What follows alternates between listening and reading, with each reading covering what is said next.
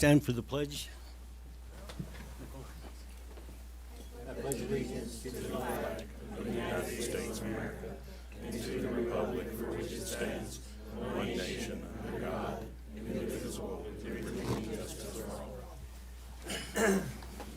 Roll call. Mr. Smith? Here. Ms. Salcha? Here. Mr. Lindemann? Here. Here. Mr. Ramos? Here. Mr. Bering? Here. Item D, board meeting minutes not previously approved, D 1 through 5. Entertain a motion, Mr. Lindemann. I move to approve the minutes as listed. Is there a second? Second. By Mr. Ramos. Members of the board, discussion? Roll call. Mr. Smith? Yes. Ms. Salcha? Yes. Mr. Lindemann? Yes. Mr. Ramos? Yes. Mr. Bering? Yes, item E, information only items. Number 1, summary of current events, Superintendent Samaniego. Good afternoon, Mr. President, board members, students, members of our staff and community. We are just informing everybody that we sent out notification today to our families and our staff regarding a Power School cybersecurity incident that was, we were notified on February the 7th. And Power School is our information student system, so that's where we have our grades and our student records, parent information. So Power School had the cybersecurity incident, and several of their customers, us being one of them, was impacted by this. So we sent out a letter today just notifying our families that we have received that information, and the letter came strictly from Power School. At this time, we don't have any other information, but they're still doing their due diligence to ensure that we weren't seriously compromised, and so that was just sent out today. Thursday, January the 16th is our 100th day of school, and so I'm sure all of our elementaries are going to have crazy hat days and 100 penny collections, and we'll see what the high school does for the 100th day of school. It means that no kids will be absent on that day. We are also in the stages of organizing and planning our kindergarten roundup days. We hope to have something at the end of the month put on by our elementary schools. And this is a time where we welcome families who are considering DUSD for our elementary schools to enroll their kids for elementary. So we hope that we have a better turnout than last year. We also want to remind all of our students and parents that we have free breakfast and lunch daily at our schools, and we hope that our students are taking advantage of those meals. Even if they're a little tardy to school, they can still pick up a breakfast. So that is all I have as far as announcements. And next, I have our Superintendent's GEM Award. And the employee that was nominated for this month and that was selected is Mrs. Danitza Martinez, who is part of the business department. She basically handles all the travel and lodging arrangements for the district, and there is, as you know, board, a lot of travel that gets done here by students, by staff, and so she's really like our travel agent for the district. She's always willing to assist staff with hotel reservations, travel questions, issues that may arise. Cancellations are never fun to do. Always helpful, patient, meticulous when dealing with hotels, and she looks out for the staff in the district. So for this reason, we are giving her the Superintendent's GEM Award. Ms. Anitza, can you come up here, please?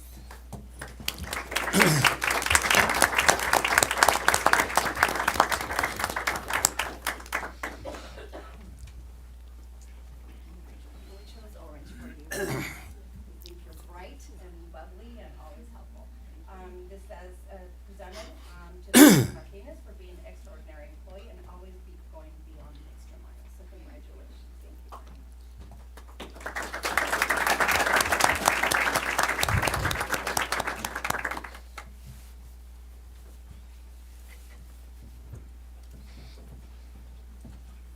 Are you done? Yes.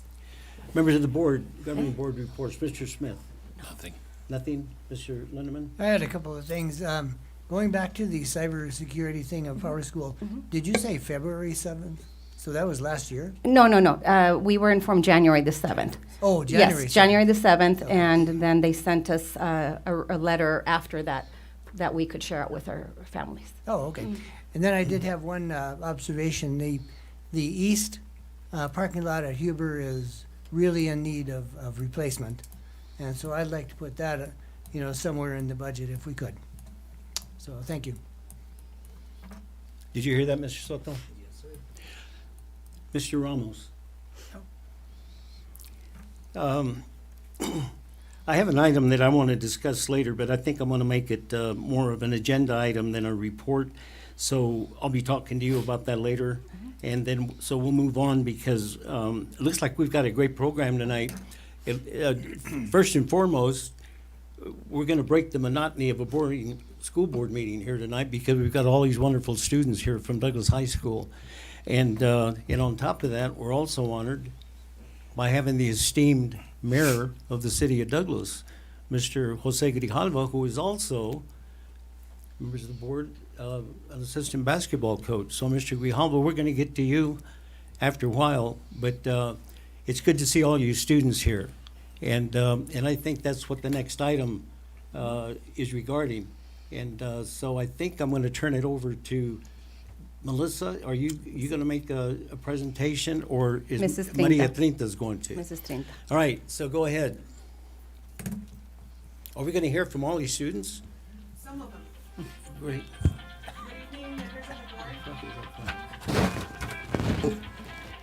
Mrs. Samaniego, Mr. Soto, members of our community, and most important, our treasures, students. Thank you for being here today. I'm here today to present the achievements and the accomplishments of our fall sports. And with that, I want to start with our SOF president, Sofia Castillo.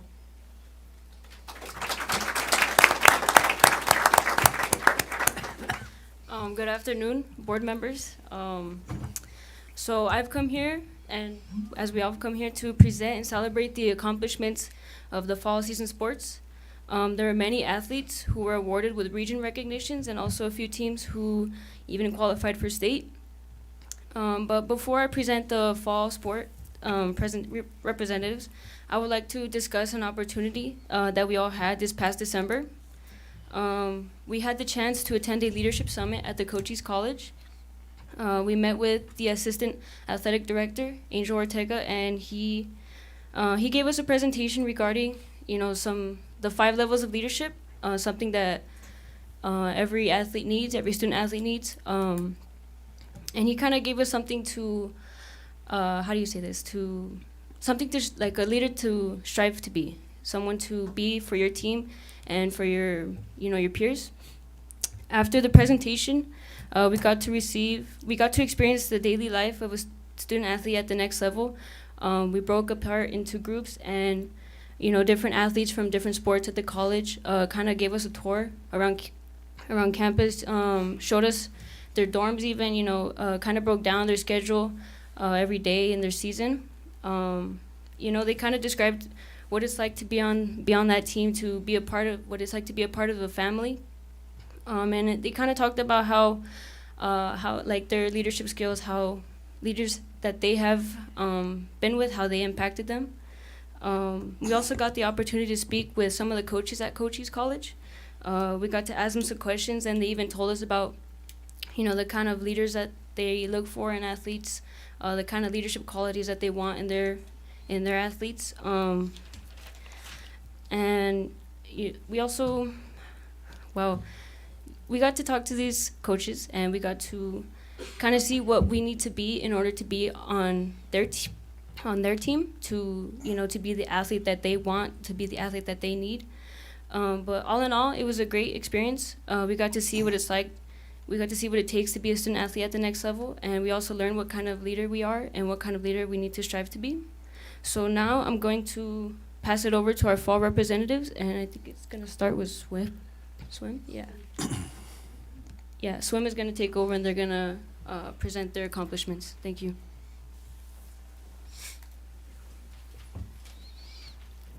Good afternoon. I'm Jasmine Palma, and this is.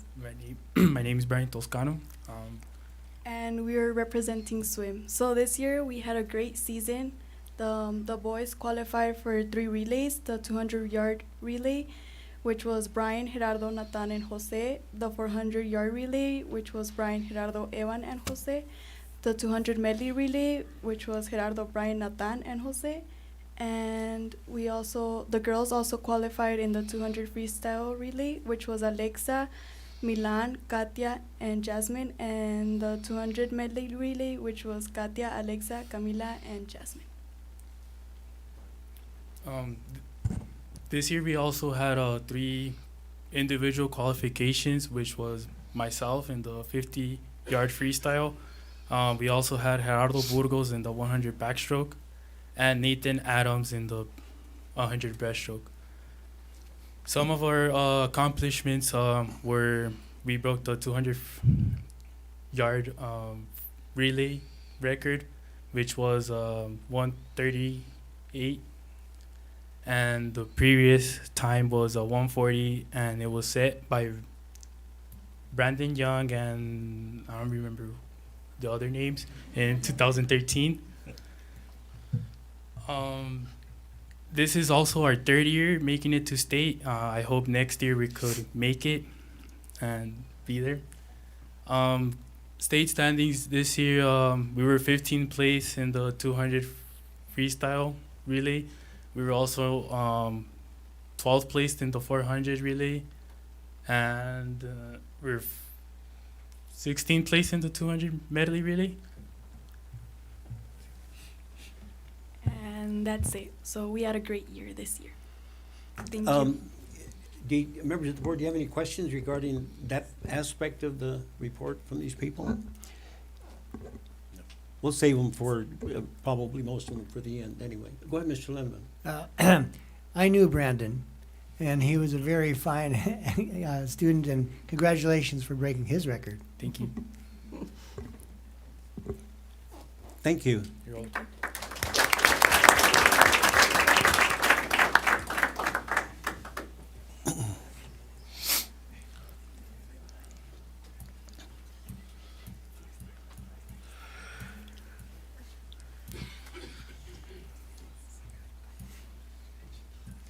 Hello, good afternoon. My name is Haley Barco. I represent girls volleyball.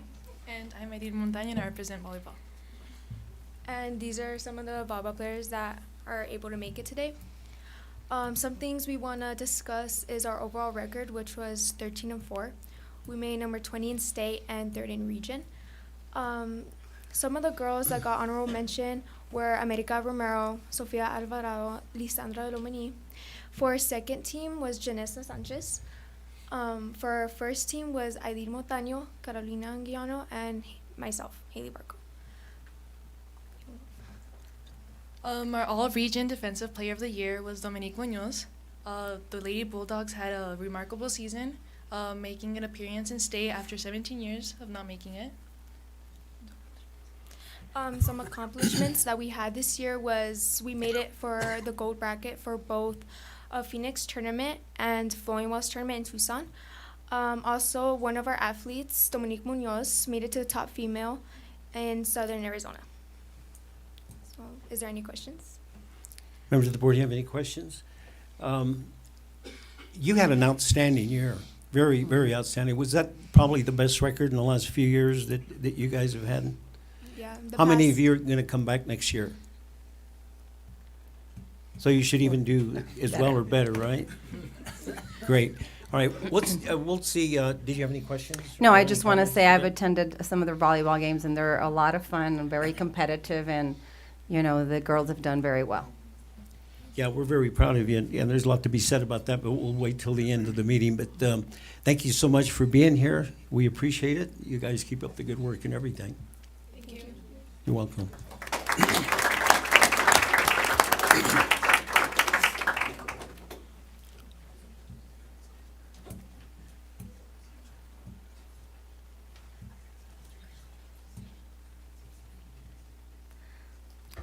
Good afternoon. My name is Ana Bojorquez, and I'm the cross-country team captain, and I want to present some of the accomplishments of this season.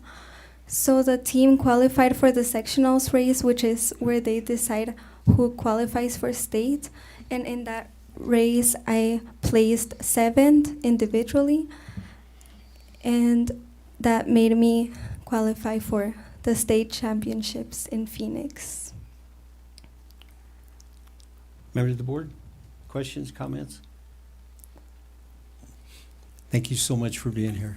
Thank you. We appreciate that. Thank you.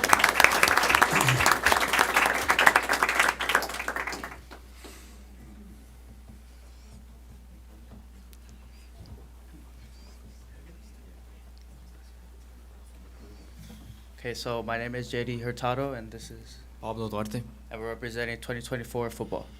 So our highlights of this year, well, we have our Gila Region Player of the Year with us, Ivan Higuera, and then our first team all-region players were Oscar Pearson, myself, Christian Lomeli, Kenny Nelson, Jose Ocano, Davian Fimbres, and Ivan Higuera.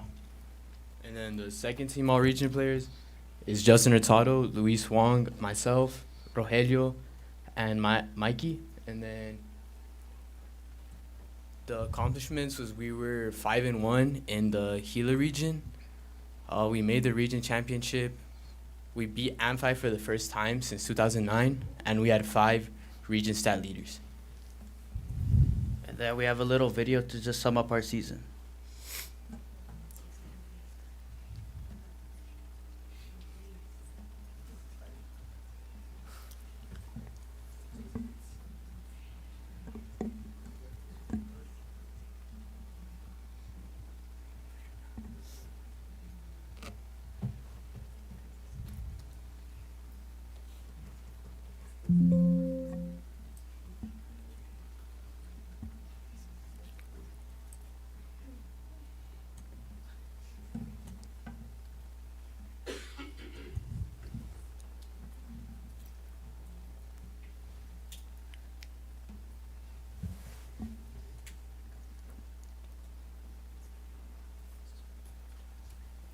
Okay, that's it. Okay.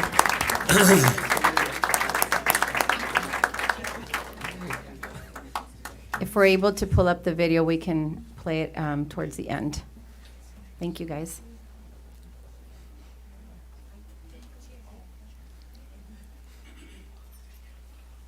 Hello, my name is Heidi Vasquez and I am a representative for cheer.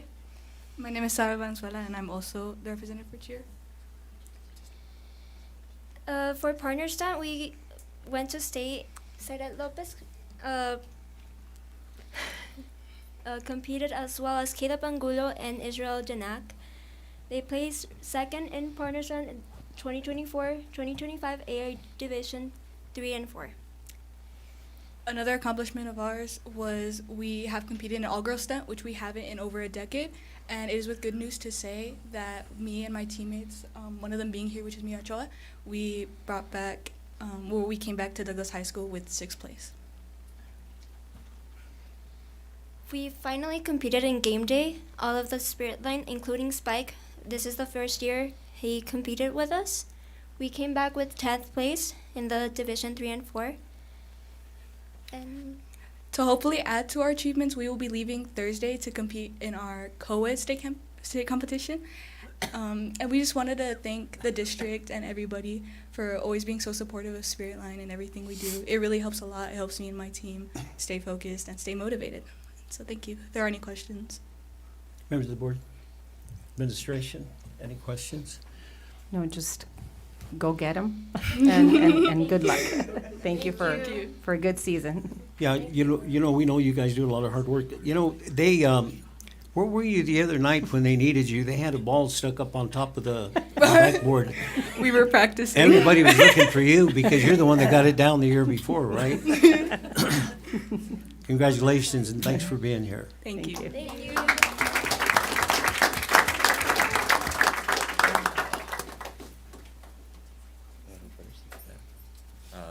My name is Robert Rodriguez, and I represent golf and baseball. I'm Dominic Mendoza, and I also represent golf. So some of our accomplishments for this year is we had our 4th consecutive winning season. So for the past 4 years, we've had above a 500 record. We placed 2nd in our conference this year, losing out to Cienega, but our conference is filled with about 13 teams, so I don't think 2nd's too bad. We had 3 players in top 15 of our conference, and we averaged second place in our scoring average for our conference as well. In the last 4 years, we've had 33 first place matches, 9 second place matches, and 2 third place matches. So out of those 44, we've only lost third place twice. So. And in those 4 years, we've had 1 state appearance, and I think that was 2 years ago. Colton Boone 2 years ago. And one more thing we forgot to add on the slides is I placed 9th in the Flowing Wells Invitational out of around 70 players. So, yeah. Are there any questions? You guys have any questions? Mr. Smith? No. Again, thank you for being here. You know, we wish you could take more time to talk to you all individually, but we're going to kind of sum it all up at the end, all right? So thank you for being here.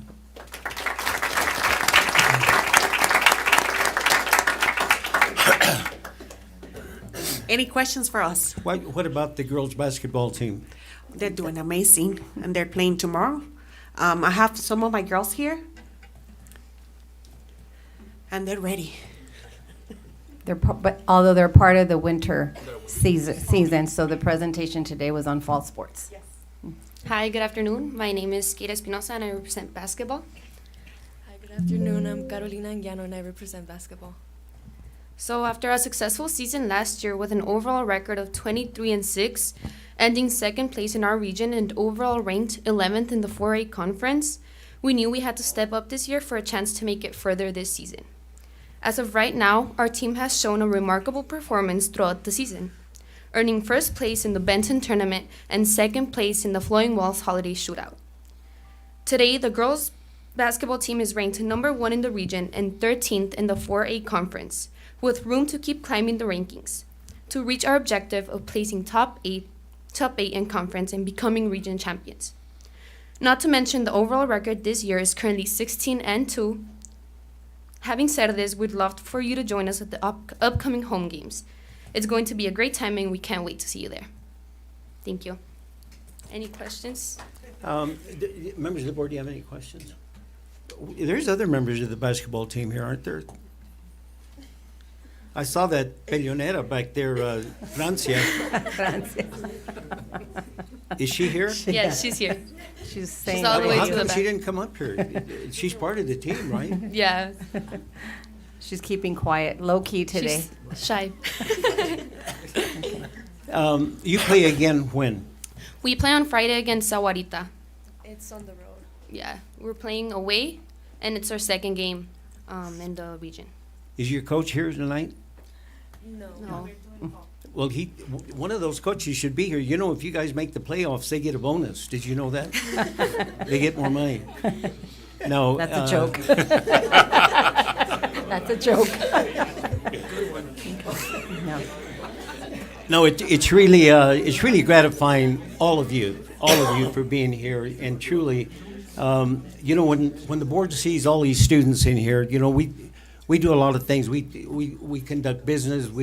We talk about everything in the world, but you know, the most important thing is always you guys, and to see. Ms. Samaniego made a comment to me before the meeting. You know, when you walked in, she said, "Look how well behaved they are."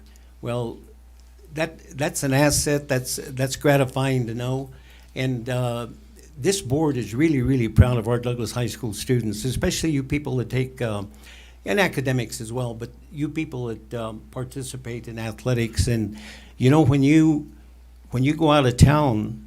You represent the whole city of Douglas, not only Douglas High School. You know, you got Douglas across your jersey, and the board's never heard, and I don't know if the administration has. The high school, I'm sure they take care of it, but never any disciplinary problems that reflect bad on the community.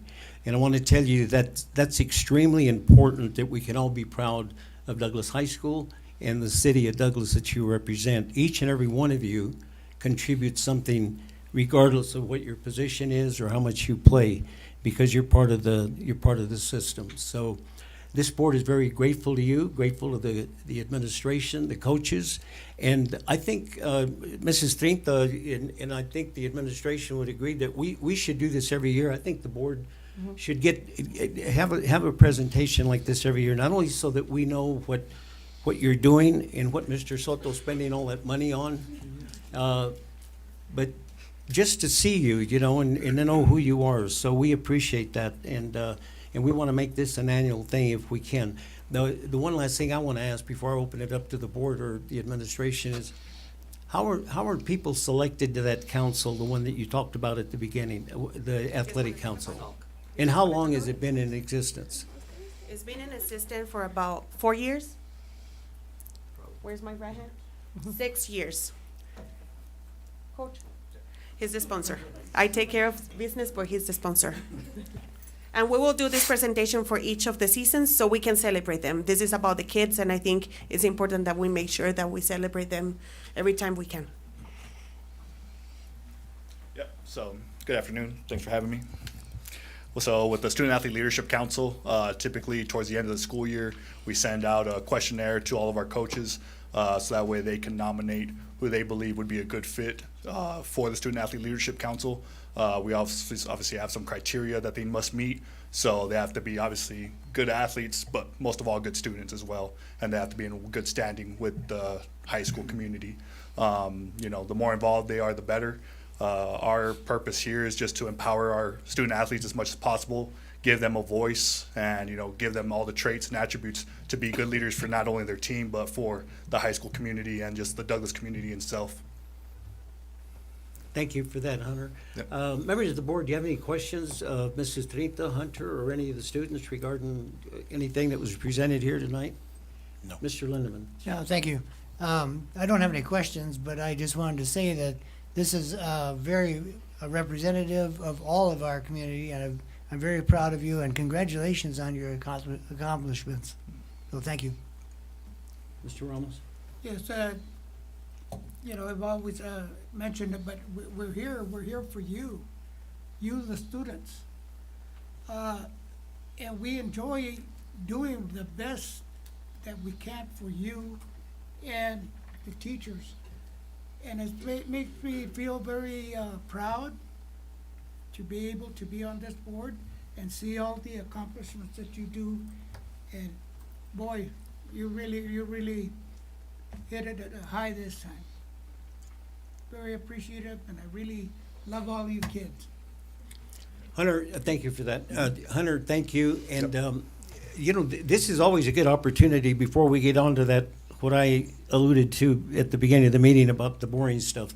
While you're here, and I always like to take this opportunity, for any of you students regarding any concern, not only in athletics or anything about the high school, and not things that are egregious or negative, but anything that you think that the district should be doing more for you as far as students on your daily attendance or your participation in athletics. So if any of you students want to come, I think we did that last time, and I don't know how effective it was, but you have an opportunity to talk to the administration here, and they're the ones that make the decisions regarding how much money spent on athletics, not only travel equipment and all those kinds of things. So if anybody has a burning question out there that you say, this is my chance to say it, you're welcome to get up and make a comment if you'd like. I personally like to hear from students. We are working on baseball. And the tennis courts, we are having those discussions, as those were the two main points that students brought up last time. But go ahead. Hi, yeah, I'm Robert Rodriguez. I represent baseball, but I am here to talk about the field. I mean, there has been some improvement, but there's just little things about the field too. Like, there's still poles from the trunk or treat from Halloween still on our field, as well as a random table sitting in our right field as well, just up against the fence, just sitting there. I mean, it's just the little things that make the field look bad, not just to like our school, but like other people that see it as well from the public. So yeah. I think you addressed the board last time, right? Yeah. Did you see anything happen?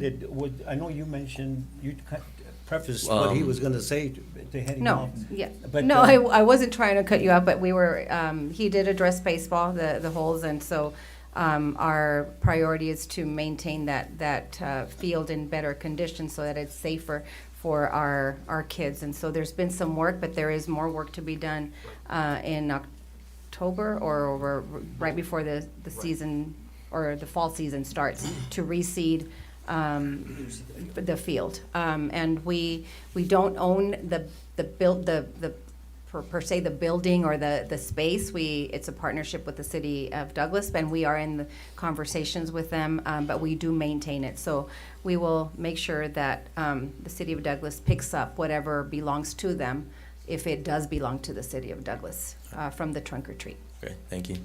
And thank you for those comments. Anybody else about anything else?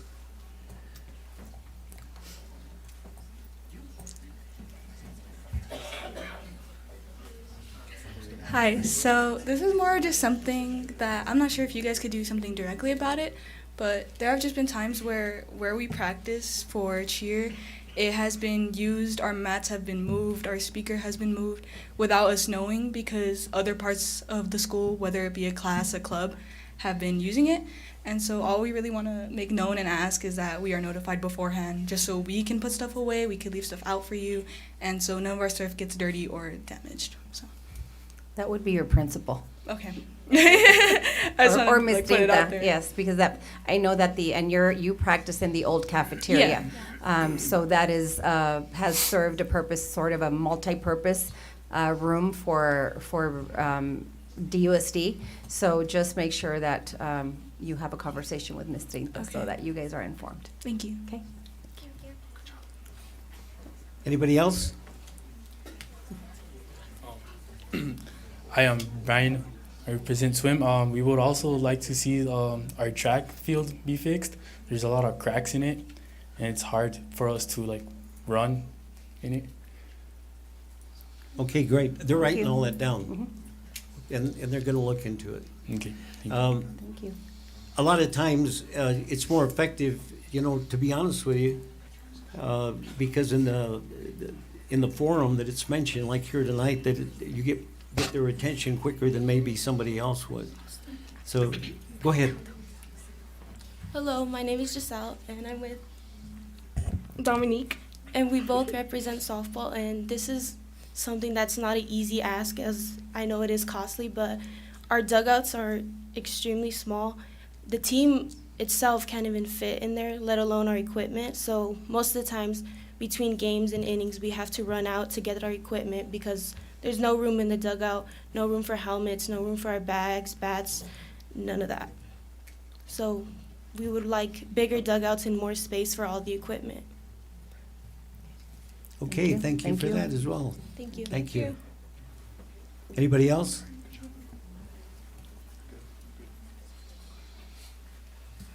Hunter?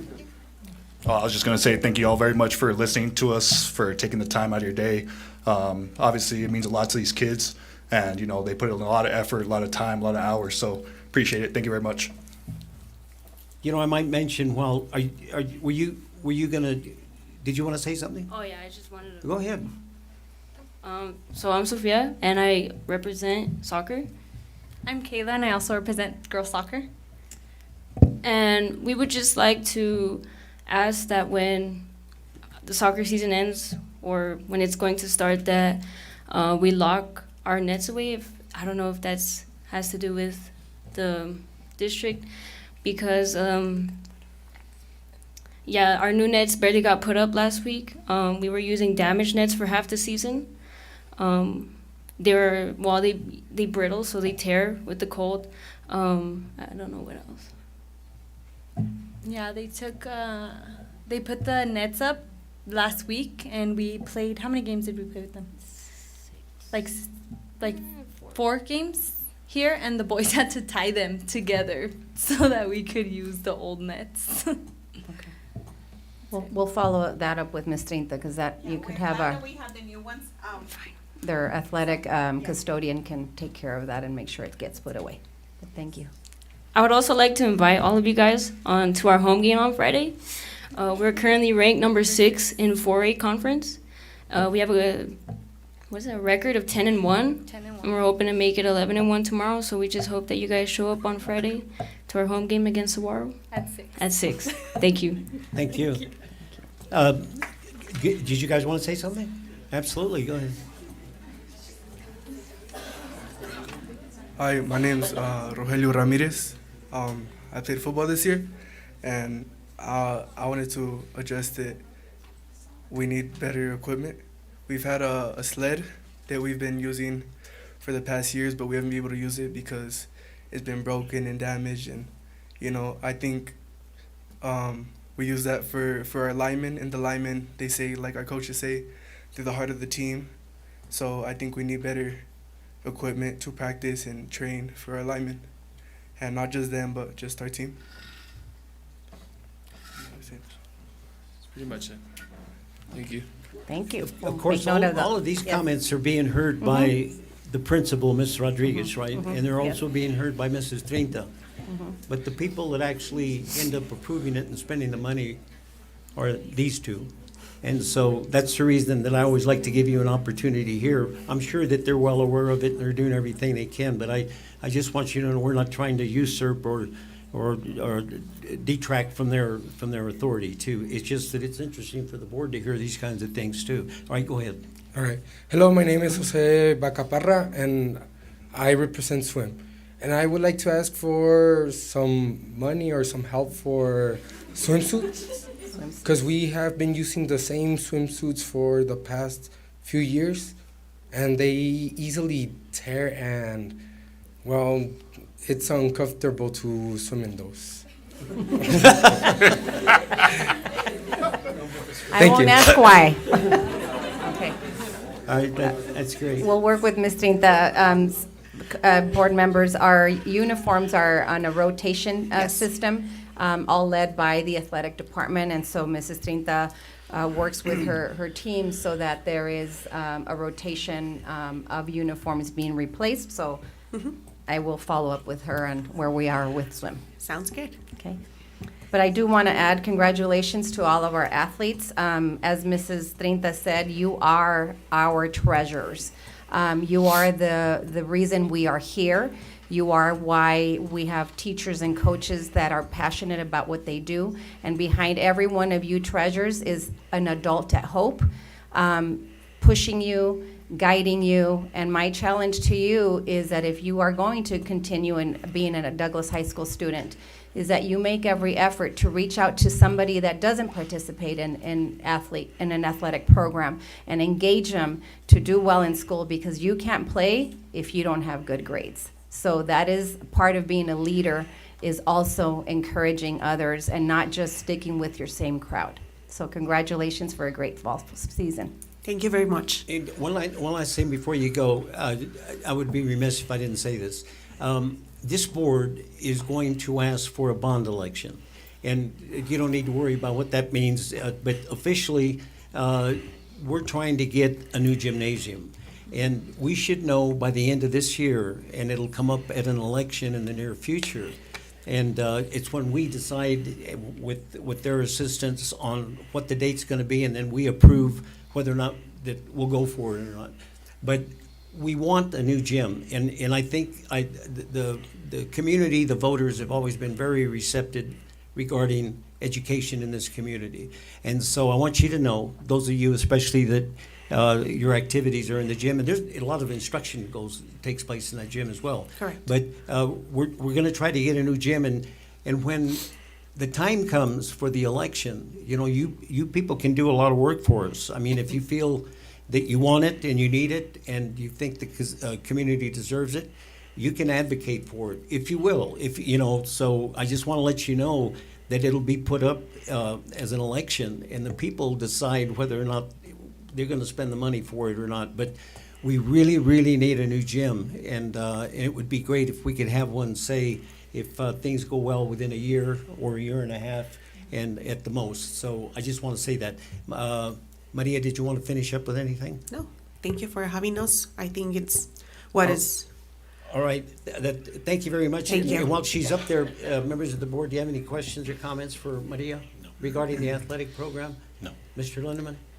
I just was wondering, and congratulations and everything. It's wonderful work. You students do a great job and represent the Douglas community. But I was just thinking that maybe we could turf the baseball field in a partnership with the city, and maybe that would keep some of the holes, and stuff. But just a thought. Thank you. Thank you.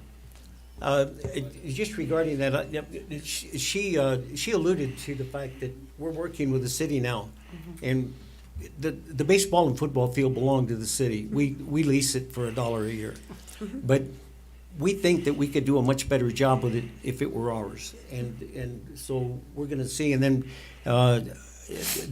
the mayor of Douglas is here tonight, by the way. So he's hearing all of you guys and all those complaints.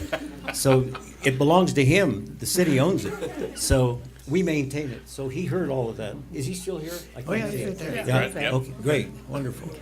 So anyway, Maria, you want to wrap it up? Thank you very much for the support you give us. I mean, it's been an amazing first semester. I think it's been a successful athletics, the accomplishments speak louder and volumes from our kids. And I'm really proud of what we're doing in Douglas High School.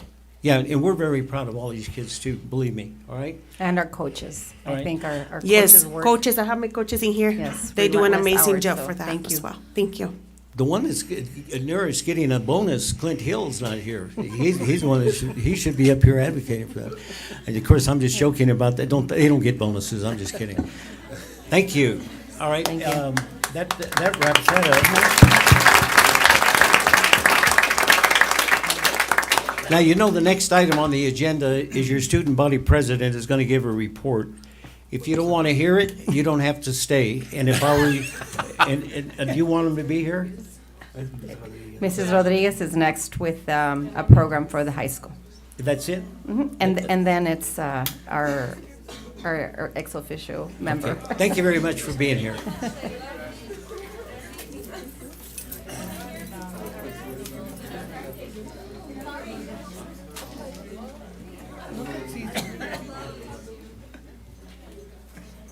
It got hot all of a sudden with the committee kids in here. Now we don't need a large board. They are really bunch of nice Having a kids. black box at the high school. They're really nice kids.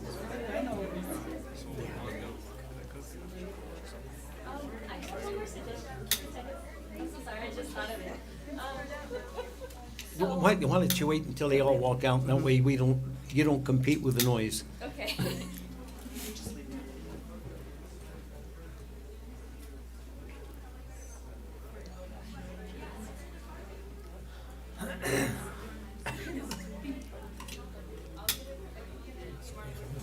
Oh, they all left. Yes.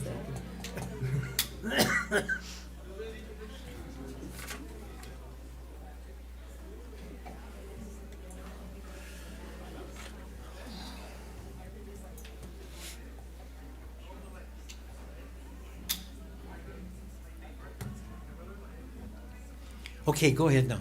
Hi, so I'm here for swim, but I'm also on the tennis team. Pull that mic And- down so we can hear you. Okay. That's Yeah, it. girl. So I'm also on the tennis team, and we only have 9 courts, and I know you wouldn't want to make more courts, but we share them, and it seems like a lot, but we share them with the boys, and we're also always competing with them kind of to get those courts. And another alternative is lights, because we can't do night practice because the sun goes down and then we can't see the ball. So implementing lights would make it so we can schedule the courts more, and boys could have it at during day, and then girls could have it at night, and it could switch. So we can use the courts all the time, most of the 9 courts.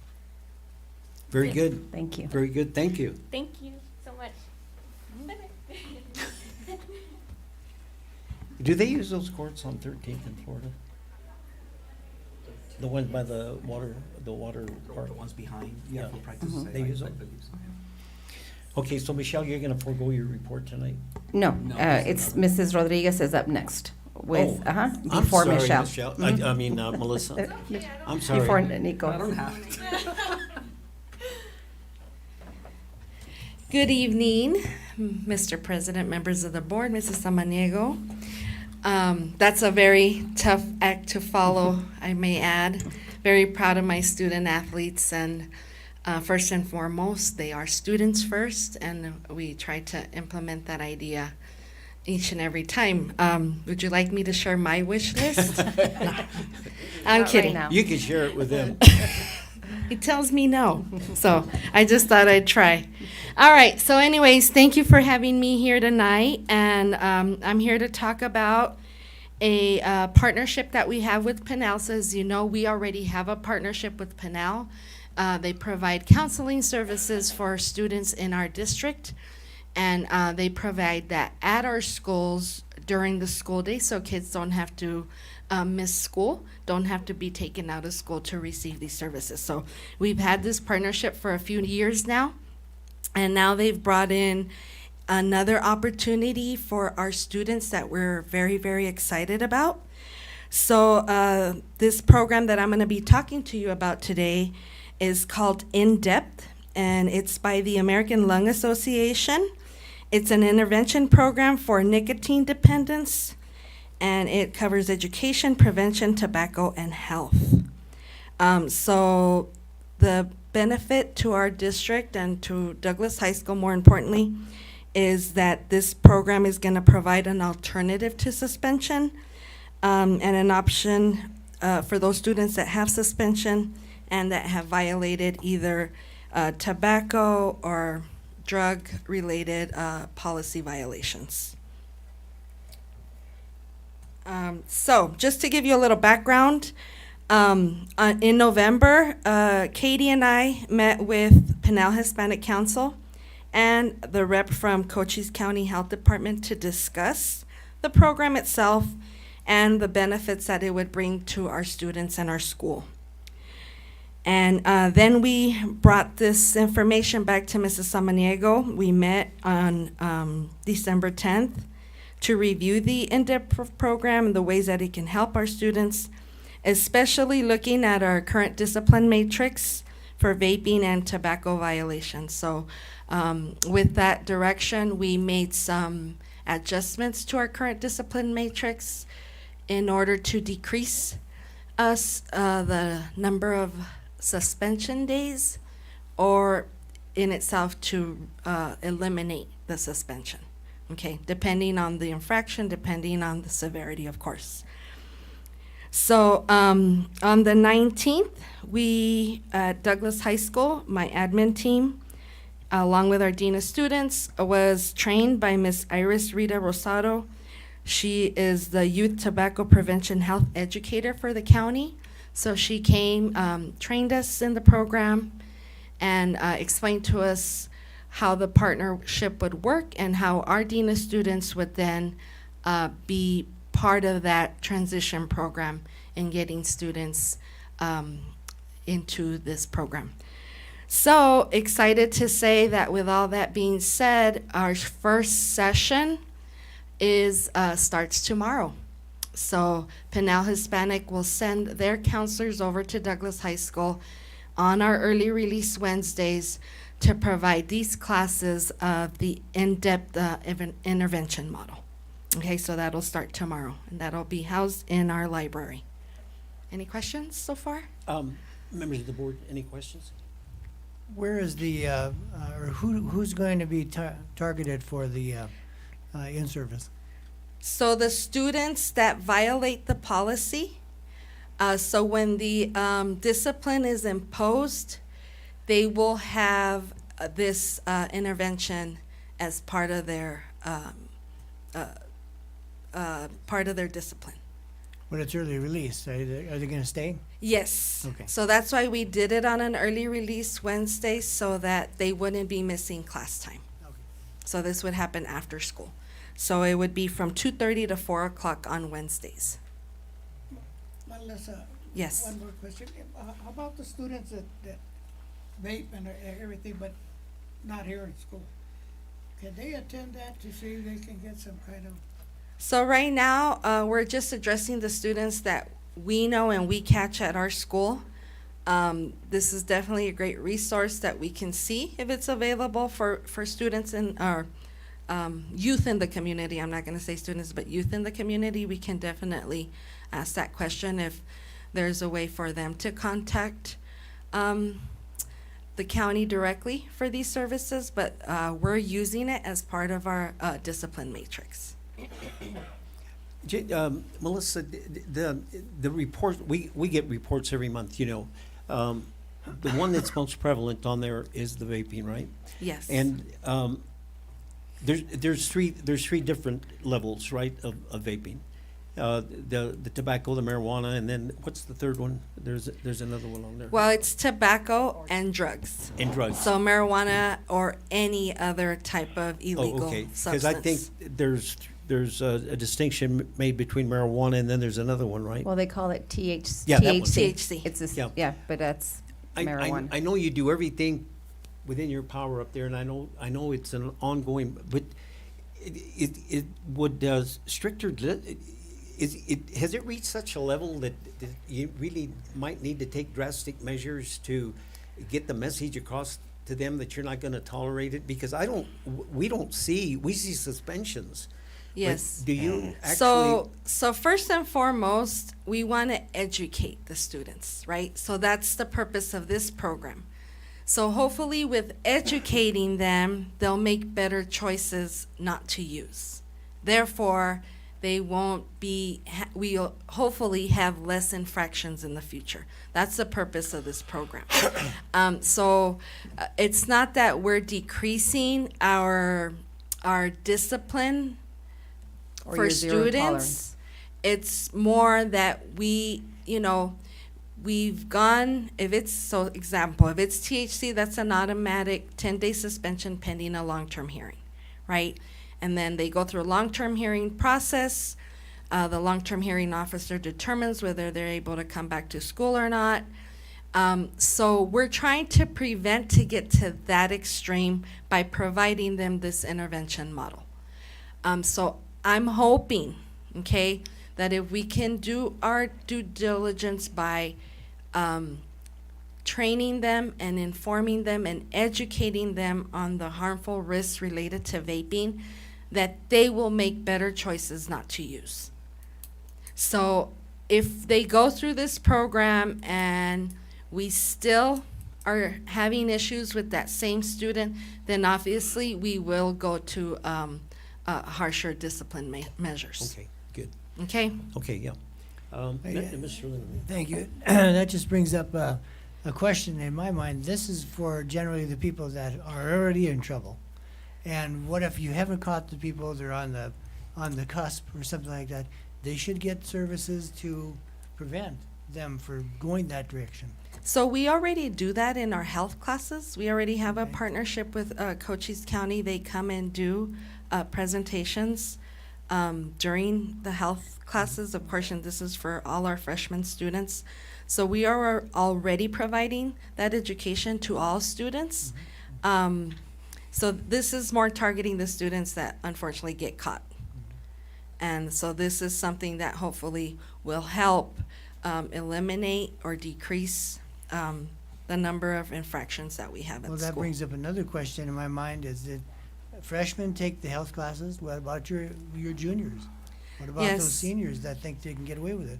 Yes, so we've talked about that too, providing more presentations, not just their freshman year, bringing in, and actually to let you know that last year, we actually had a training for our teachers, where they were educated on vaping. And not just that, it's recognizing, how can you tell if a student is under the influence? Or plain for the matter is like that pen that you're holding. Is it a pen or is it a vape? So it was very eye-opening, I think, for our staff when we had the training last year. So yes, we are continually looking at different ways to educate not just our students, but also our staff. Thank you. Mr. Smith? Yeah, so if I'm understanding, is this program focused on like first-time offenders, or is it being used in lieu of suspension? Well, for this some is of something these? we're implementing this semester. So it may or may not be a first-time offender. So for example, if it's a student that's been caught with a tobacco vape, okay, they wouldn't have gone through the long-term process. They would have been issued a suspension, okay? Suspension, they return. And so some of these kids may be repeat offenders. Some of them may be their first time. So is this program going to be in lieu of the suspension for like, or So is it in our going to be discipline in addition to a It'll suspension? depend on where they land on the discipline matrix. So if it's a first-time offender, then yes, this will be in lieu of the suspension. But if it's a repeat offender, they will have this program plus a suspension. Okay. Mr. Lindeman, anything else? Mr. Ramos? So I can quickly Marco, yeah, continue go. to, so this is the way the in-depth program, the breakdown for the program. So there are 4 sessions that the students have to complete. And there, like I said, there is an instructor, and it'll be one of the Pinal Hispanic counselors. And it is a online-based program, but facilitated and instructed by the counselor. So the first session is getting the facts, breakdowns on the program for the participants. The second session is talks about nicotine dependence, explains the harmful effects of nicotine and tobacco vape products. Session 3 is alternatives, helps teens understand their urges and identify healthy alternatives to replace tobacco and vape use, because as you know, it is an addiction. And then the last session is past, present, future, talks about next steps and how to avoid future tobacco-related or vape problems. Okay, so our expected outcomes for the program, of course, is for our DHS students to learn about nicotine, vaping dependence, and cravings, and ultimately will be able to maneuver through the process by identifying their own reasons for chewing tobacco, smoking, or vaping products. So at the completion of this program will result in hopefully reduced suspensions for students, and more importantly, better health, better lives, and better academic success at DHS. So that is our overall expected outcome. That's going to be a welcome program. But I want to ask you as well, do the other students, and it's a question for Nicole too, has this become so commonplace at the high school, in the bathrooms, wherever? Do the students that don't participate, have they become just as expected behavior that it doesn't affect them at all? Or do you hear students come in and say, the bathroom, any complaints regarding it? Let's just put it that way. Sometimes there's complaints. Kids that don't want to be involved with it will avoid it, will use other restrooms on our campus. There are times where they'll come and report it. Unfortunately, it's become a norm in our youth, so we're trying to keep it out of our schools. That's our number one goal, is to keep it out of our schools, but in our community, it's become a norm. So it's kind of like kids that can't leave their house without a cell phone. It's the same thing. That's one of the first things they put in their pocket, they put in their bag, they put in their purse. It's like it's right along there with their cell phone. And yes, it happens a lot in our restrooms, to the point where I even have my custodians check restrooms between every period, because now they know if they get caught in possession of it, there's consequences. So now they've gotten really smart to hide it in the restroom, so that when they go between passing periods, they're not in possession of it, because they're keeping it, in the little, which that's why we tell kids, we're like, really, you want to put that in your mouth. That's after it's been in the restroom, but we do. So when our custodians go around to the restrooms, they do find them. So we're trying our best to, keep them out. They even hide them in the trash can. You'd be surprised. They hide them all. I think the other day we found one in the urinal. Yeah. Do we have smoke detectors in the bathrooms? We do have we're in the process of looking into getting them into our new building, but we do have vaping sensors in our restrooms. Okay. Yep. Okay, any other questions? Did you want to add anything else, Melissa? No, that's it. Just want to That's give you great. that information. The last slide here. So there is some online resources available for parents. I know that was a question.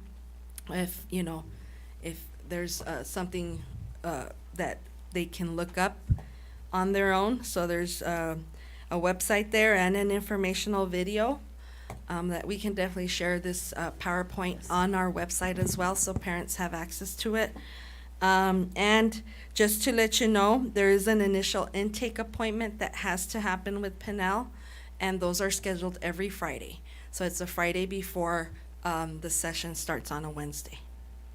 In the students or the parents independently schedule those appointments? Yes. Okay. Yes. Mrs. Selchow has a question, Mr. Burry. Mrs. Selchow has a question. Go ahead, Mrs. Selchow. Okay, regarding the discipline for when they get caught vaping, and let's say that they have something like fentanyl. So that's going to go directly to the police, isn't it? Aren't we going to bypass the intervention program? So this is separate. What we're doing here at Douglas High School, we're following our discipline matrix, our discipline measures, and now this intervention model. But every infraction is reported to law enforcement. So there's a police report done for every infraction. So unfortunately, they're cited every single time, whether it's tobacco or THC. Every infraction is reported to law enforcement, and the students and the parents are cited. But would that go to long-term suspension? Yes. Being the Yes, okay, so that's we're what very fortunate to have an SRO at our school. So she is a great resource because she can identify when it's a tobacco vape versus a THC vape or other, right? So right away, just from her looking at the type of vape, she can say she knows what it is. So that gives us the information to say, like, okay, so this is THC, we're going to an automatic long-term. Okay, thank you. Yes. Okay, is that it, Ms. Salchow? Okay, good. That's all. Okay, good. All right, members of the board, anything for Melissa?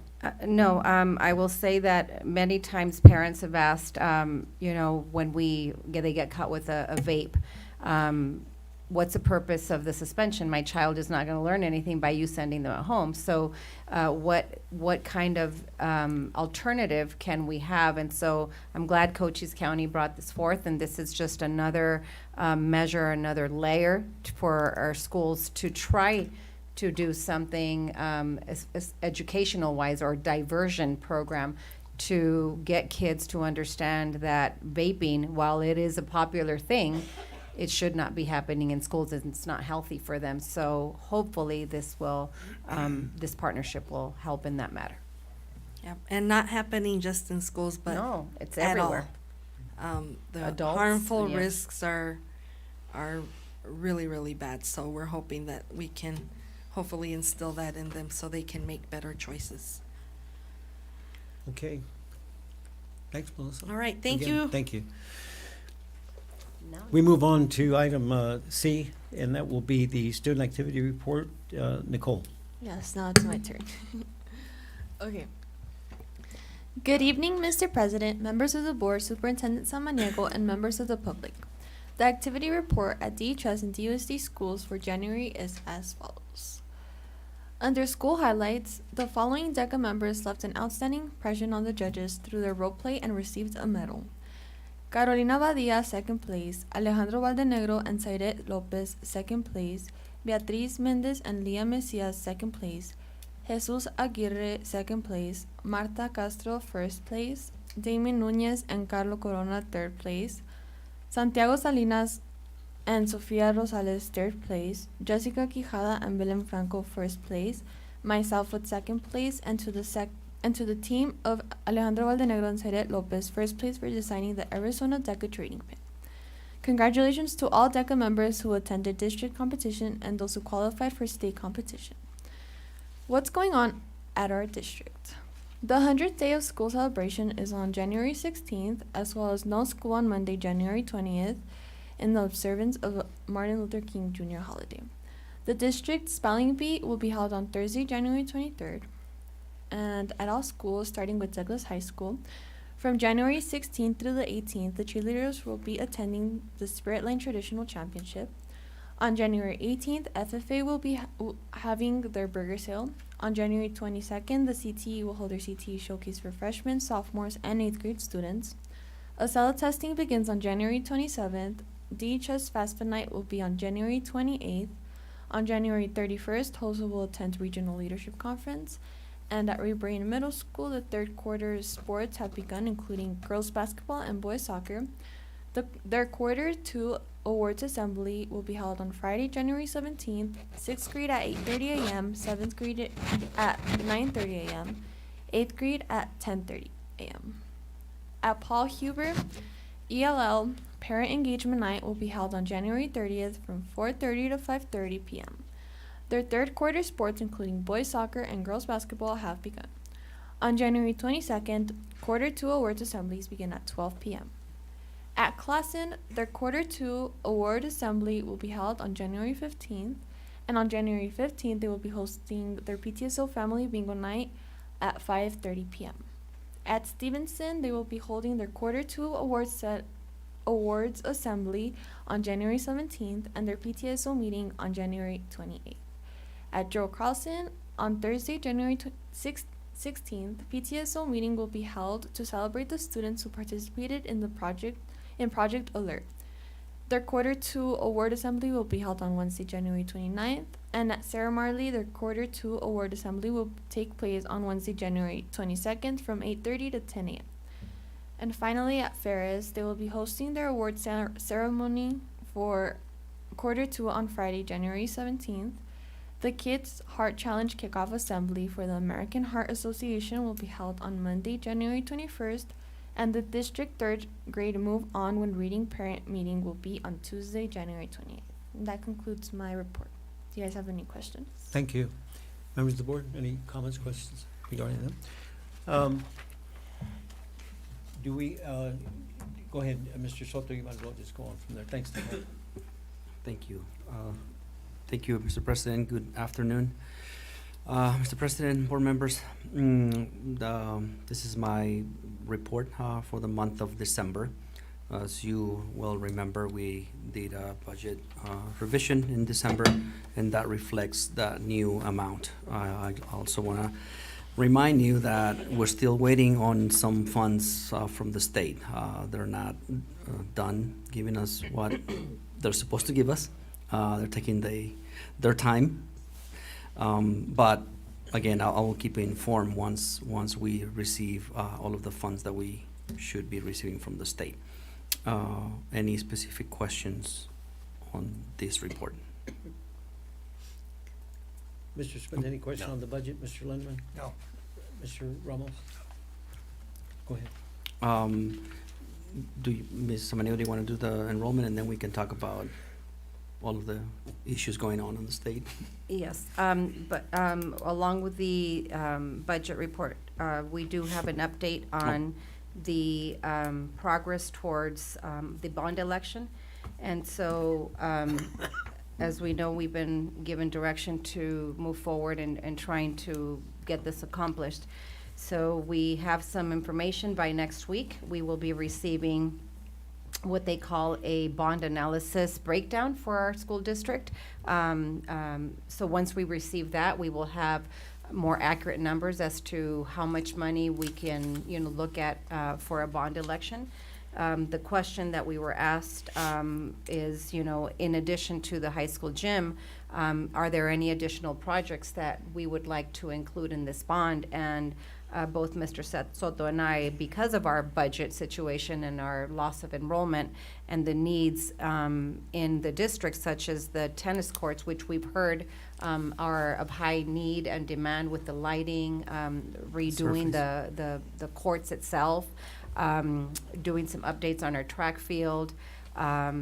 If and when the opportunity were to become that we would own the football stadium and the baseball stadium, the seating in the baseball stadium is pretty much outdated and unsafe. I hear parts of it have holes. So there are some other projects that we could initially intend to say in this bond election, we'd like to use it for, some of these big items that cost a lot of money.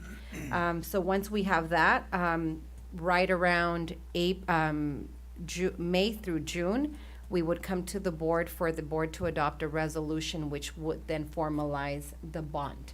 At which time, from here to then, we have to do a lot of our PR, and a recommendation was to gather a community committee made up of different stakeholders in order to be the steering committee to do the PR and, have some public meetings at different schools or community events. That would all be done prior to the board adopting the resolution, either in May or June, when we would work on the resolution to bring to you. And so the goal would be to get this approved by November. So there's timeline events from the time that the board adopts a resolution that we would have to complete. And all of that will be guided by the associates at Stifel. Stifel, correct. One of the important part of that is what the proximity of the next election would be, because we could adopt the resolution and do all of the footwork, all of the legal ramifications, but then we don't want to have to wait 6 months for an election, right? So we want to make Correct. sure that we can do all of that in the interim prior to what an upcoming election would be. Correct. All right, members of the board, any questions or comments on that? I have quite a few, actually. So I know as we're pushing towards a bond, and in my opinion, this is something that is we really need to be careful on. At a time when we've got high inflation, bond rates are high, we're asking something where basically you're going to be increasing the taxes on the people in the city. Obviously, they're going to have to vote yes or no. Correct. Before we do that, have we identified, I know we were wanting to get a new gymnasium, and we definitely need a new gymnasium, and we need a bunch of other things, but have we identified exactly what we're going to do, what we're going to fix or replace? Are we going to take the old gymnasium down to the dirt and rebuild it? I mean, I haven't heard anything as to, what. Mm-hmm. Have we determined how much money we need, or are we just saying we're going to ask for this much money and then figure out how to spend it later? Because I don't think that's fair to the public. I mean, because, what is it going to cost, or what are we going to be doing to the gym? How much is that going to be costing? What's it going to cost to replace or fix up the tennis courts? What's it going to cost to, all of the things that we want to use that for? Have we identified and made that, or will we be able to make that public before we move forward on trying to get this bond through? She mentioned that she contacted the Stifel. Yeah. And all of that will come after they do all of the official gathering of information regarding what the bonding capacity is of the district.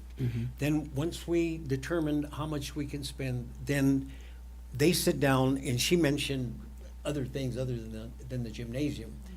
Then they employ, the district employs an architect, and that architect would work hand in hand with the bonding people, and then they would come back, and way prior to any election date, all of that information, and that's what would be with what she mentioned about the committee, would be presented to the committee that would advocate or would be informational, probably more than anything else, regarding all of those things. And this would be information that we would get before we Correct. vote Oh, on definitely. approving Yes, the sir. resolution It and has all to be that. specific. It has to be. And, you know, that's my question, again, part of that, because, you know, no offense, by the way you described it, you were talking about, we find out how much we can ask for, and then we find out how much we're gonna spend.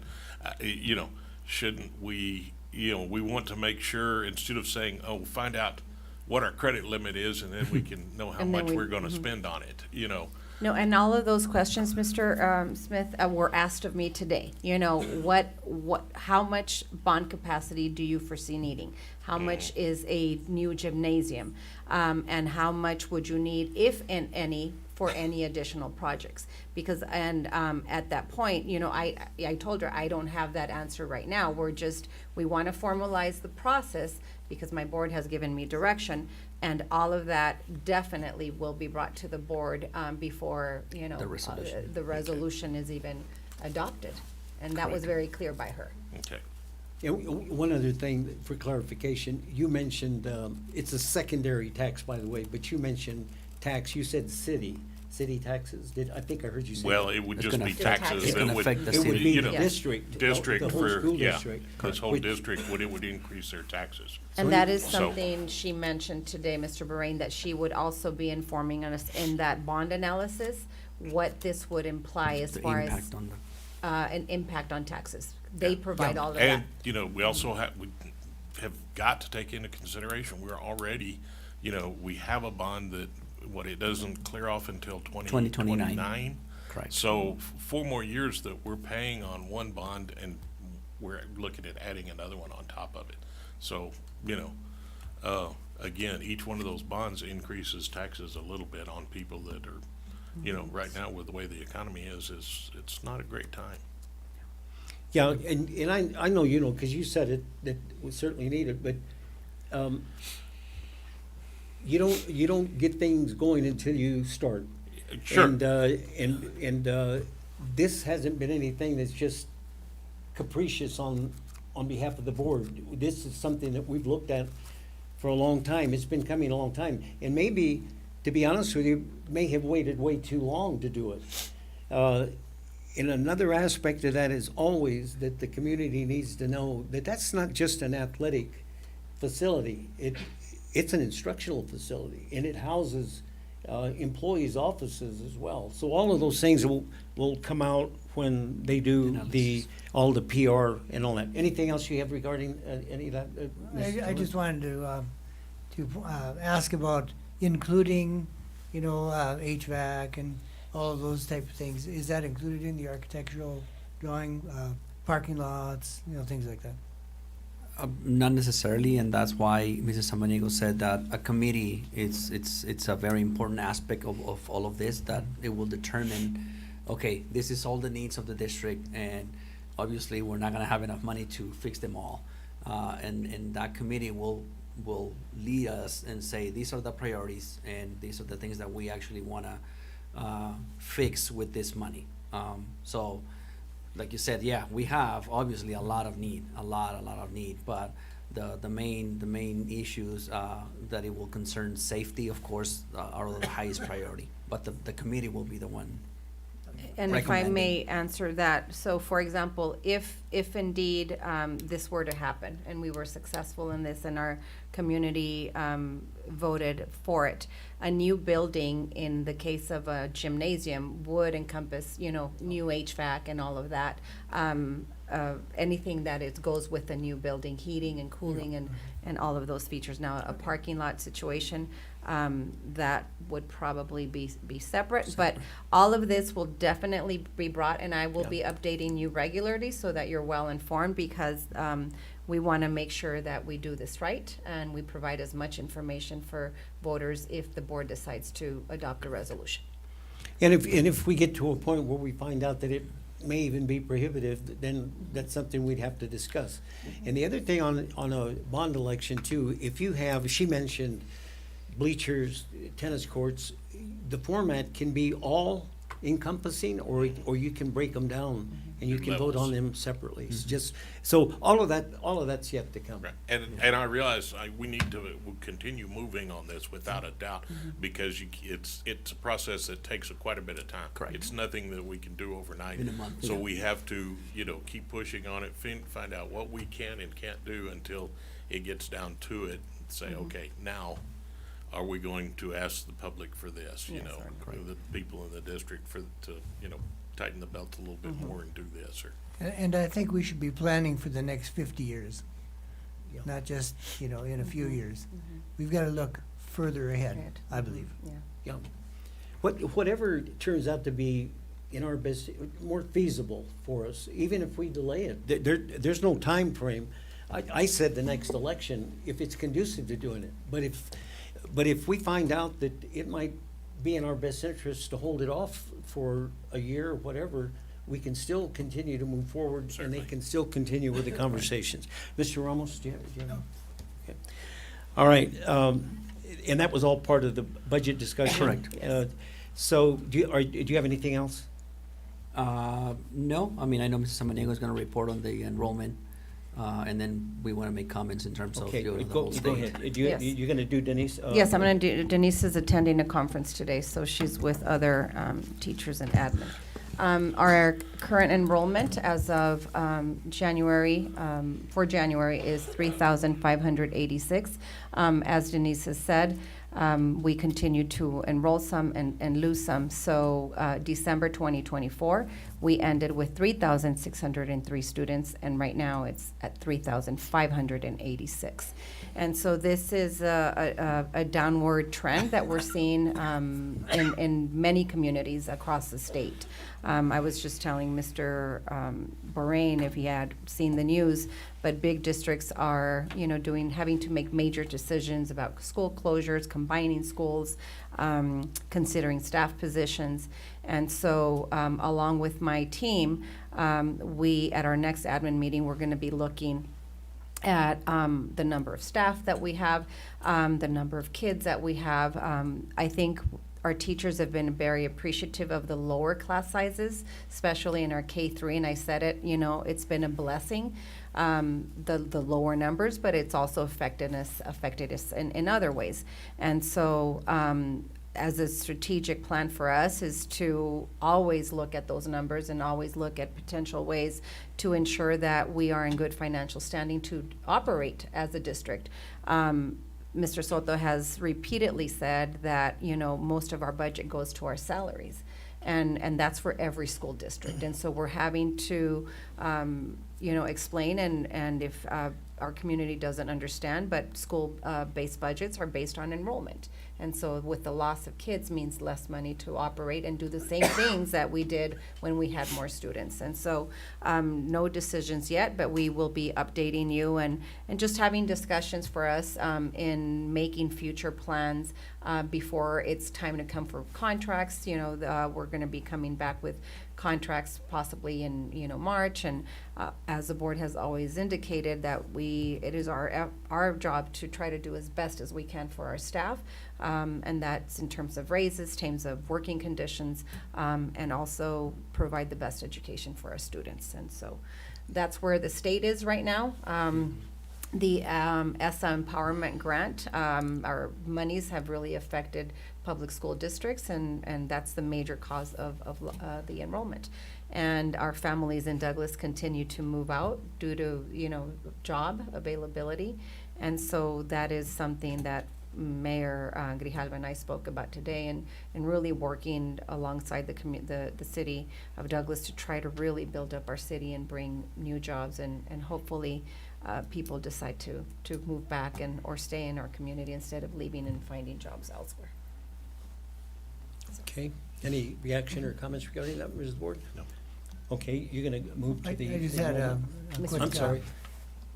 I've thought all along that there's such a discrepancy between the ESA 7,000 and what the public school actually gets. Correct. And wouldn't it be nice, because what is it, 49 something per student? Was it what? It depends on the grade, but Yeah. on an average, let's say 5,000. So yeah. imagine if we would get the equal amount.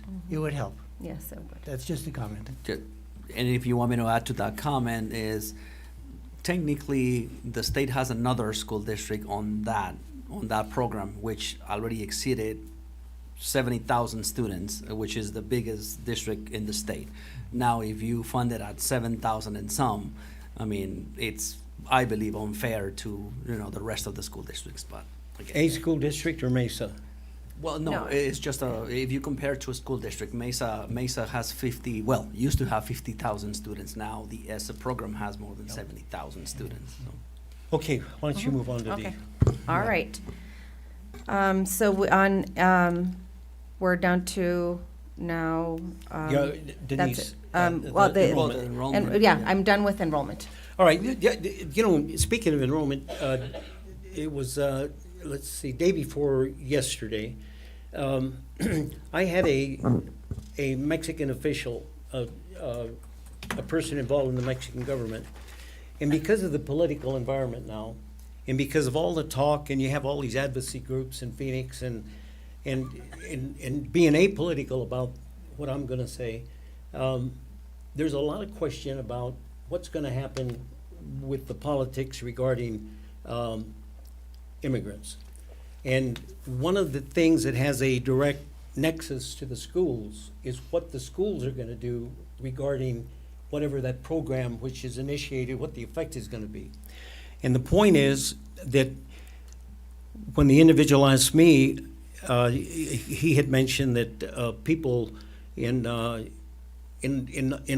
over the country are getting all of these policies in place, and they're scurrying around to try to get something appropriate to fit what the situation is.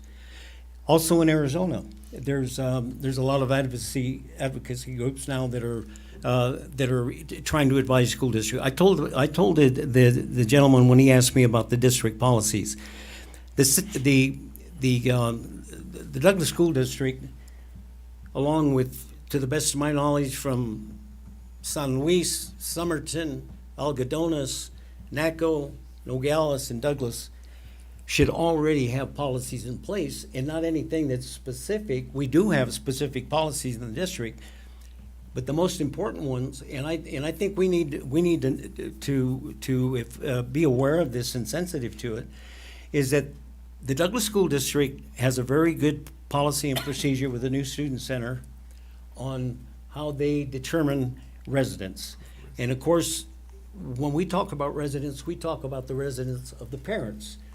Back in the early or mid-'80s, there was a huge Supreme Court case in Texas. It was Pilar versus Texas, and that's when the Supreme Court determined that school districts could no longer ask a parent what their legal status was in the country.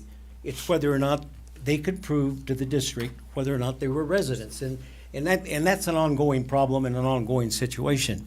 The next thing is FERPA. Do you give government officials, regardless of what their status is, do you give them access to school records so that they can determine the kid or the residence of the parents? The answer is no. And I know you know this, but I just think that we need to make it clear that the Douglas schools, we already have a policy. And 90% of the policy is the law on determination of residence and what you can and can't do with parents. So I just want to make that comment because there's a lot of apprehension right now about and Kevin, I know you're totally familiar with this, but that whether or not the federal government or any other government has the authority to go into a school district and demand to look at records. And of course, there's that major fear out there that all kinds of things are going to happen, right? But this goes hand in hand with enrollment. You determine residence, notwithstanding the immigration status of the parents, and you have the FERPA laws.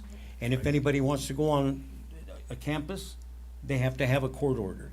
So I just want to make sure we say that, we say it publicly so that, a lot of these people that are extremists as far as advocacy for doing those things, and like I said, apolitically, notwithstanding the parents or anybody, we're concerned about the kids, the students, right? All right, so any further discussion? I just want to make that clear that we're good. The Douglas Unified School District is good. And I don't think if you had any second thoughts about that or anything, because I know you've got everything in place. All right. Do we have anybody that wants to, are you done with your report? Are you done with Yes, your sir. report? Yes, sir. Members of the board, any other questions regarding the enrollment or Mr. Soto? Have anybody wants to address the board? I think he wants to do that on the item itself, because we don't make donations or talk about donations during call to the public, all right? So when we get to that item, then we're gonna have Mayor Grijalva address the board. If he's still here, I know he sat through a lot. All right, let's move along now. Consent agenda, yes. Let's go to 2A, approval of the following consent agenda items: payroll and expense vouchers A through C. Entertain a motion to approve. I move to approve the payroll vouchers as listed. Second. Second by Mr. Smith. Discussion? Roll call. Mr. Smith? Yes. Ms. Elcha? Yes. Mr. Lindemann? Yes. Mr. Ramos? Yes. Mr. Bering? Yes, item 3A, discussion action on the approval of certified hires. Ms. Samaniego. As recommended, we have two subs, one emergency sub and a substitute teacher. Mr. Lindeman, Move to approve the certified hires. is there a second? Second. By Mr. Ramos. Members of the board, discussion? Anything you want to add regarding any of those? Roll call. Mr. Smith? Yes. Ms. Elcha? Yes. Mr. Lindemann? Yes. Mr. Ramos? Yes. Mr. Bering? Yes, item B, discussion action on the approval of classified hires. Ms. Samaniego. As presented, an ESS instructional aid for Paul Huber, and a substitute food service worker. Entertain a motion? Move to approve the classified hires. Second? Second. By Mr. Smith. Discussion? Roll call. Mr. Smith? Yes. Ms. Elcha? Yes. Mr. Lindemann? Yes.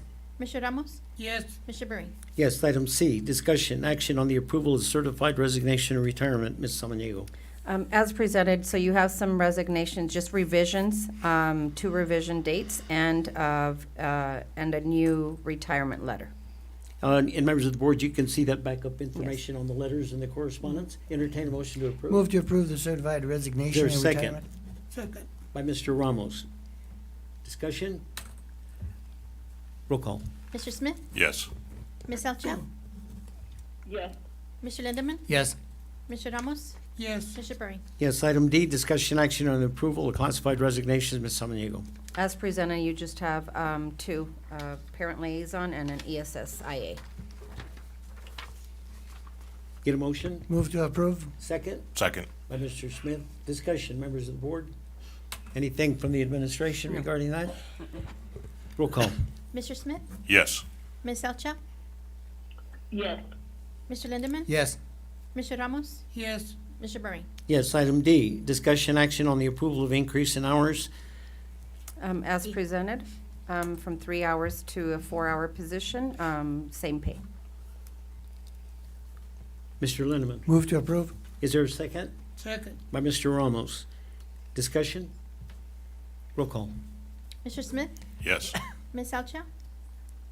Yes. Mr. Lindemann? Yes.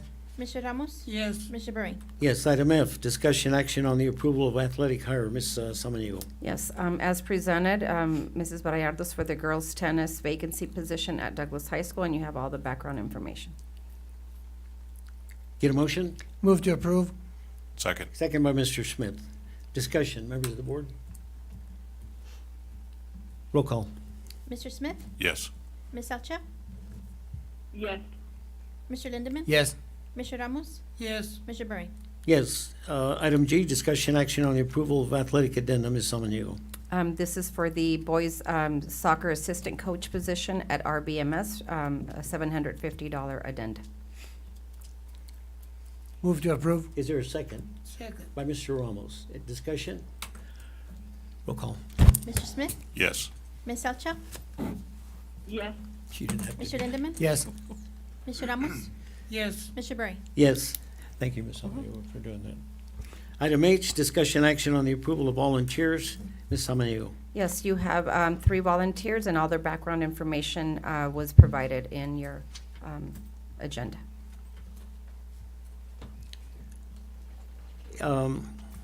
Let's get a motion. Move to approve the volunteers. Second. By Mr. Smith. Any discussion, members of the board?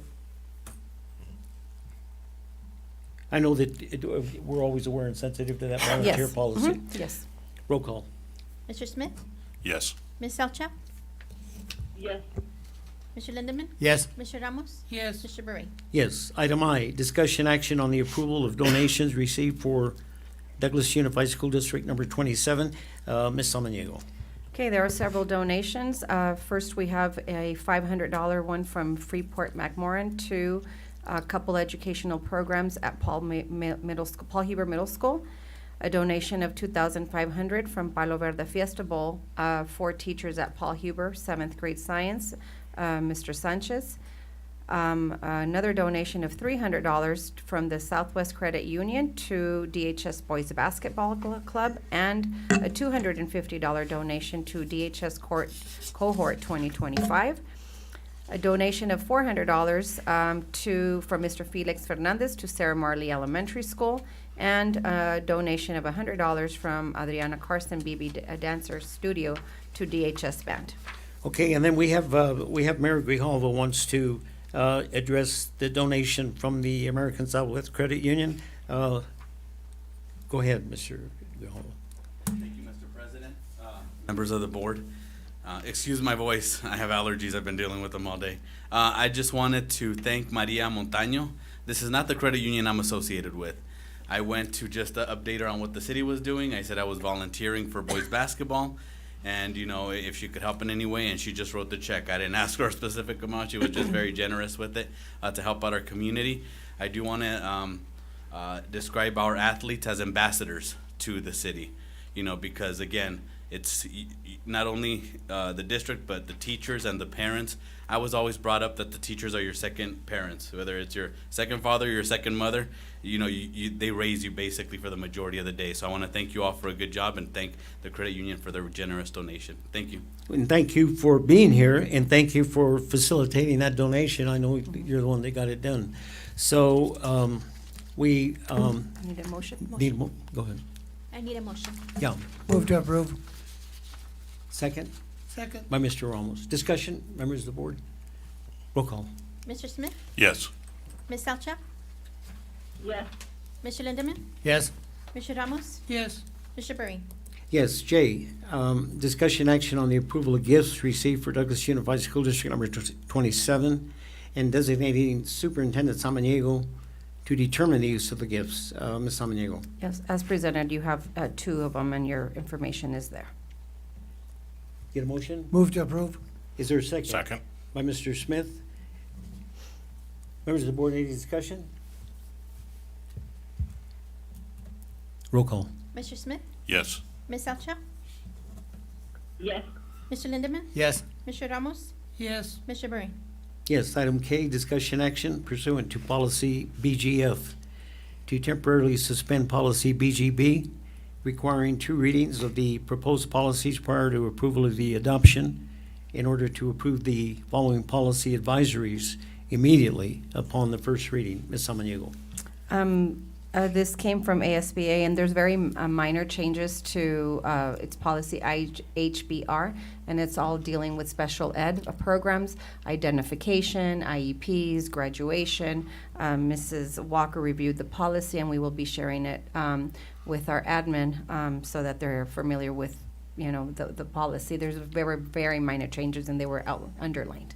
Entertain a motion to approve Move to that. approve. By Mr. Lindeman. Is there a second? Second. By Mr. Ramos. Any discussion, members of the board? Anything you want to add to that about No. those policies or advisories? Roll call. Mr. Smith? Yes. Ms. Salcha? Yes. Mr. Lindemann? Yes. Mr. Ramos? Yes. Mr. Beret? Yes, item L, discussion action on waiving the requirement of a second classroom observation for the 2024-25 school year pursuant to ARS 15-537, subsection G. Ms. Samaniego. Okay, So this is a yearly thing that we do. Before you, you have a list of 95 teachers whose second classroom observation can be waived by your approval, and this is based on the principal's recommendation and evaluation that each one of the teachers had that either got a highly effective or effective category, and it's based on principal recommendation based on the evaluation. So out of all the teachers we have, only 95 are being recommended to forego. The rest will have a second observation. And in the background information is included the statute, members of the board. So for discussion, let's get it on the floor. I move to approve. Is there a second? Second. By Mr. Smith. Any discussion? I have one quick question. How many teachers in total do we have? We have about 200 and some, over 200 and some. And only 95 were recommended? Yes, but we have, if you remember, non-continuing teachers, so first, second, third year teachers have to have 2 observations. Right. So that's a big chunk of our teachers. Yes, okay. Yes. Very good. Any other comments, questions regarding that? Roll call. Mr. Smith? Yes. Ms. Salcha? Yes. Mr. Lindemann? Yes. Mr. Ramos? Yes. Mr. Burry? Yes, item F, discussion action on the approval to continue using Wells Fargo Bank for the deposit of auxiliary and revolving funds. Mr. Soto. Thank you, Mr. President. This is a yearly thing also that we have to approve.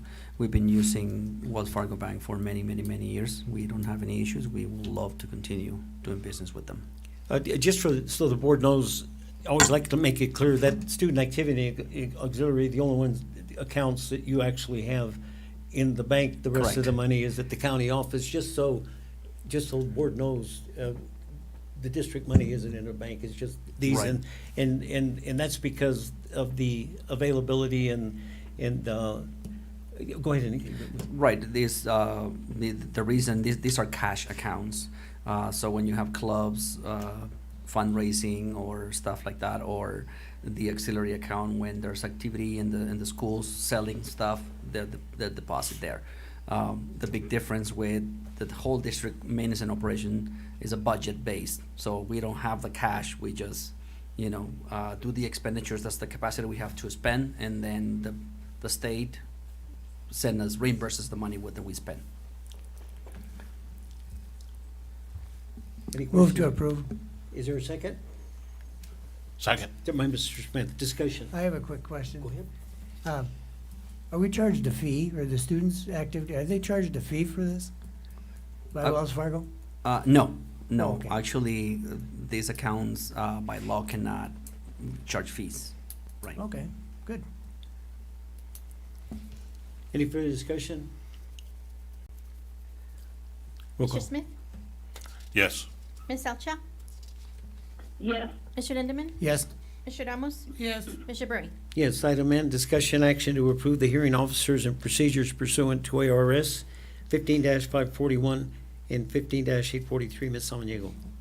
Again, this is a yearly approval list of administrators, so myself, Mrs. Cox, Mrs. Walker, Mrs. Herrera, and the list of approved hearing officers can all be the hearing officer for long-term suspensions. Get a motion. Move to approve. Second? Second. By Mr. Ramos. This is for long-term suspension. Just long-term suspensions. And we've already done the hearing officer, that if there were any issues with a continuing teacher or anything, that these wouldn't be the same. No, yes, no. All right, just to make that Yes, clear. uh-huh. Roll call. Mr. Smith? Yes. Ms. Salcha? Yes. Mr. Lindemann? Yes. Mr. Ramos? Yes. Mr. Burry? Yes, item O, discussion action on the approval of awarding RFP 206-26-001-2030 for E-rate WAN services to Cox Business. Who's gonna do that?